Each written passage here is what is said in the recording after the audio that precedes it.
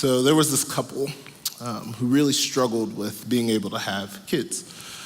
They tried for years and for years and for years, and they tried everything that you could imagine. This husband's only dream was to be a dad, and this wife's only dream was to be a mother. They prayed and they prayed and they prayed about it, and they really did believe that God had planned for them to be parents. But as the years went by and as they got older, this dream started to seem impossible. This dream seemed like it could never be a reality. And as a result, they had questions. As a result, they wondered if they could trust God. And eventually it led to a place in their life where they had doubt. Now, I would imagine that we've all been there, right? Like maybe that's your exact story, or maybe your situation is a little bit different. But we've all found ourselves in moments in life where maybe we've had some doubt. You see, the reason that I think this happens is because when we have expectations in life, when we have a way that we expect life to go and those expectations go unmet, then over time, it's a really easy recipe. It's a really easy equation for doubt. That unmet expectations over time is a really easy way for doubt to creep into our lives. I mean, think about this with the people in your life, maybe with your husband or your wife or your children or your coworkers or even with your boss. When you have an expectation for a way that your children should behave or an expectation for the way that someone should come through, when that expectation goes unmet, over time, you begin to have doubts. You begin to wonder if you can trust that person. You begin to question them. And while this is true about the people in our life, this is especially true when it comes to God. When we have expectations about God, maybe we expect to have certain information about God, or maybe we expect God to come through in a certain way or answer a specific prayer, and those expectations seem to go unmet. Well, over time, it raises doubt, and we begin to question God. We begin to wonder if we can even trust him.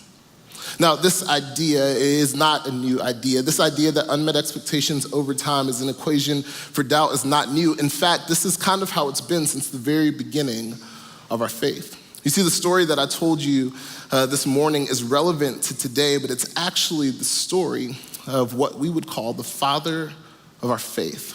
It's the story of Abraham. Now, if you've grown up in church, you've probably heard of Abraham before. You may even know the song, right? Father Abraham had many sons, and many sons had... Exactly. Right, like Abraham is known as the father of our faith. And in order to be the father of our faith, well, there's a particular thing that Abraham would have to possess, right? Faith. And if you look in the New Testament, what you would find is that Abraham's life is characterized by his faithfulness, that Abraham is known as a very, very, very faithful man. But yet what we see from his story is that there's this moment of significant doubt. And I find that to be so interesting because in the world that we live in today, it oftentimes feels like we have to choose between faith or doubt, right? Like either you're a person of faith and you believe that there's a God, or you have doubts and you don't believe that he exists. You're a person of faith and you trust God with everything in your life, or you're a person of doubt and you don't trust God at all. Oftentimes it feels like we have to choose between faith or doubt. What I think is interesting about Abraham's story and what I hope to uncover today is that maybe it's not faith or doubt. Maybe it's possible for the two to coexist. You see, what I think we find in Abraham's story is that it's actually faith and doubt. There's a relationship between the two. So for the next few minutes, that's what I want to talk about, is the relationship between faith and doubt. Now, in order to do that, we're going to dive into a particular part of Abraham's story. It's a conversation that actually happens between Abraham and God. But in order to look at that conversation, let me give you a little bit of context as to what's going on in Abraham's story up until this point. So God had asked Abraham to leave his hometown, to leave all of his family and friends and move into an unknown land. So Abraham moves, he brings his wife Sarah and his nephew Lot with him, and they go to a new land. Well, after a little bit of time in this land, they experience a famine. And so they're struggling to find food for their family.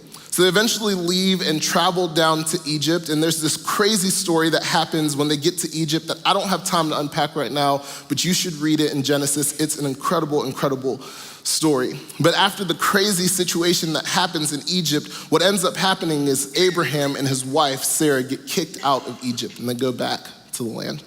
When they get there, Abraham and his nephew, Lot, decide to split ways, and so his nephew goes into a new town.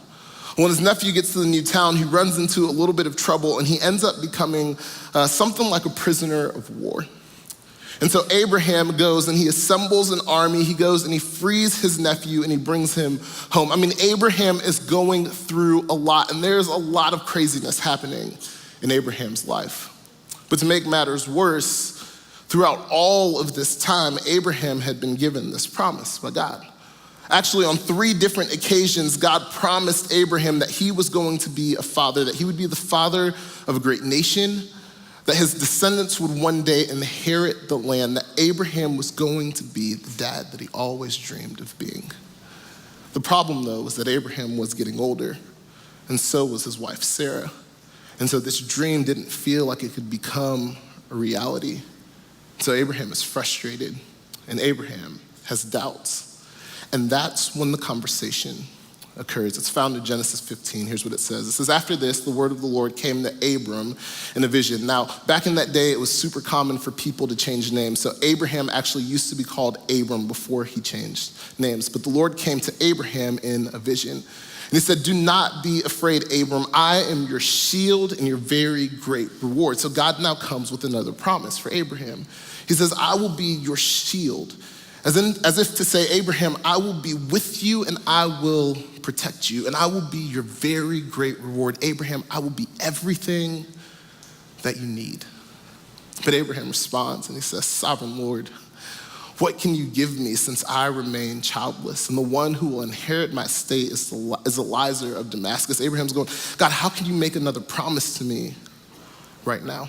He continues on and he says, you have given me no children, and the servant of my household, Eliezer, will end up being my heir. Abraham's going, the one thing that I asked for, the one thing that you promised, you still haven't delivered on. And I love the way that God responds. I mean, the way that God responds to Abraham in this moment is absolutely incredible. It says next that the word of the Lord came to him. It says, this man will not be your heir, but a son who is your own flesh and blood will be your heir. He says he took him outside. He told him to look up at the sky and count the stars, if indeed you can count them. He said, so shall your offspring be. I want you to imagine this moment. I want you to imagine this conversation. I mean, it's probably really late at night. And I don't know if you've ever experienced something in life that's kept you up late at night, or a situation that you were working through, or something you were processing that kept you from sleeping, but I like to imagine that that was the situation that Abraham was in. I mean, he had dreamed for all of his life about being a father, and his wife had dreamed for all of her life about being a mom. And I would imagine that he was up late at night toiling over this situation, and here comes God with another promise. I'll be your shield, I'll be your great reward. And Abraham is so frustrated, and Abraham's going, God, how can I trust you? How can I believe you? And he's questioning God because he's going, the one thing that you've promised me, you still have not come through on, and now you want me to believe another promise from you. God, I'm not sure that I could do that. Abraham had doubts. But I love the way that God responds. You see, in that moment, God could have been angry with Abraham for doubting him. God could have been baffled by the fact that Abraham would even question him, or God could have just turned his back on Abraham because of his doubt. But he doesn't do any of those things. You see, in the middle of Abraham's doubt, well, God just decides to show him more of his plan. And he goes, Abraham, look at the stars and try to count. Because that's how many descendants you were going to have. And what Abraham didn't understand in that moment was that one of those stars' name would be Moses, who would free God's people from Egypt. That one of those stars' name would be David, who would be a mighty warrior and a great king. And what Abraham didn't understand was that one of those stars' name, one of those descendants, would end up being Jesus, the Savior of the entire world. But Abraham couldn't see that in the moment because Abraham had doubts. But I love this picture because what we see is Abraham's doubts did not disqualify him from a relationship with God. Abraham's doubts did not disqualify him from the love of God. Abraham's doubts did not count him out. And I think the same is true for you and me, that our doubt doesn't count us out. The doubt in and of itself is not a bad thing. That doubt is not the reason that God turns his back on us, and doubt is not a reason that God would be angry with us. In fact, God actually invites our doubt. Doubt in and of itself is not a bad thing, and it doesn't count us out, but it's what we do with our doubt that makes all the difference. You see, in moments of doubt, there's really three options. There's one, we can bury our doubt. We can act as if it doesn't exist, but what actually happens when we do that is over time, that doubt begins to grow and it consumes us. We can let our doubt drive us away from God. We can let our questions and our frustrations push us out of a relationship with God, or we can do what Abraham did. We can bring our doubts to God. And we'd say, hey, God, I'm not 100% sure about that. Hey, God, I'm frustrated right now because I feel like you didn't come through. Hey, God, I have questions and I'm not sure what I believe, or I'm not even sure if I believe. That we could bring our doubts to God. And y'all, I think that's what made Abraham such a man of faith. I mean, yes, Abraham's obedience played a huge role into why he was characterized as such a great man of faith. But I think another reason that Abraham was known for his faith wasn't just because of his obedience, but it was because of his willingness to bring his doubt to God. Because isn't that what faith is to begin with? You see, faith is not measured by the absence of doubt, but faith is measured in our willingness to bring our doubts to God. And that's what made Abraham's faith so great.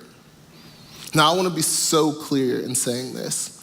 I'm not saying that if you bring your doubts to God, that all of your doubts will just disappear. I'm not saying that by bringing your doubts to God, that you will never have another question again. I'm not saying that at all. But what I am saying is that maybe by bringing our doubts to God, we'll find ourselves in a moment like Abraham. We can look at the stars and begin to see and experience God in a brand new way. And y'all, this is absolutely crazy because when we bring our faith, our doubt to God, our faith actually grows.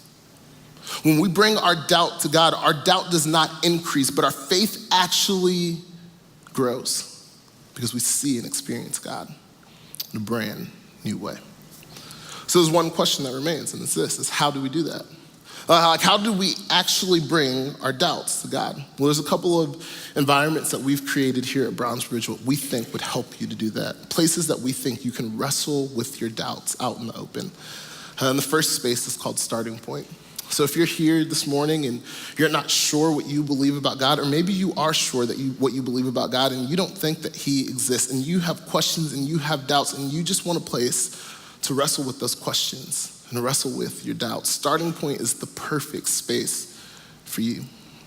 Or maybe you're here and you've been a Christian for a really long time, but you've had some doubts that you've never expressed outwardly. Maybe you even grew up in a church that told you you weren't allowed to have doubts, and so you've had questions your whole life that you've wanted to ask.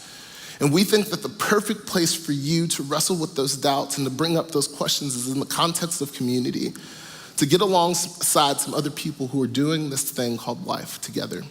And so we think it would be great if you would join a small group, and maybe you're already in one. And if you are, maybe the next step for you is to just open up in your group and say, hey, this is something that I have doubts about. This is an area that I have questions. Because here's what I think will happen for us, regardless of where you are in the room, is that as we open up about our doubts, as we bring our doubts to God, what we will find is that our faith will grow.